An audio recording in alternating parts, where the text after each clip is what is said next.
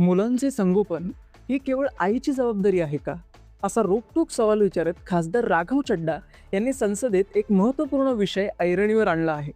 पितृत्व रजेला कायदेशीर दर्जा मिळावा आणि खासगी क्षेत्रातील कर्मचाऱ्यांनाही याचा लाभ मिळावा, यासाठी त्यांनी राज्यसभेत आवाज उठवला आहे.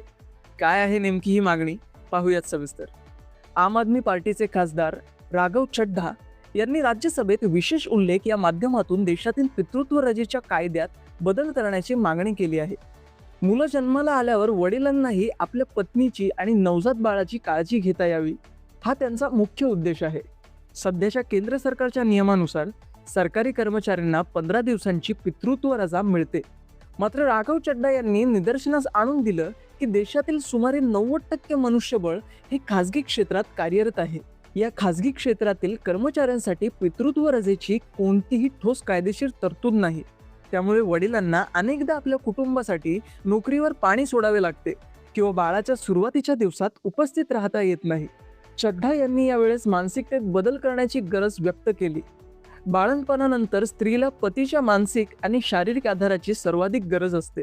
मुलांचे संगोपन हे केवळ आईचे कर्तव्य नसून ते पालकांचे सामूहिक उत्तरदायित्व आहे, असे त्यांनी स्पष्टपणे मांडले.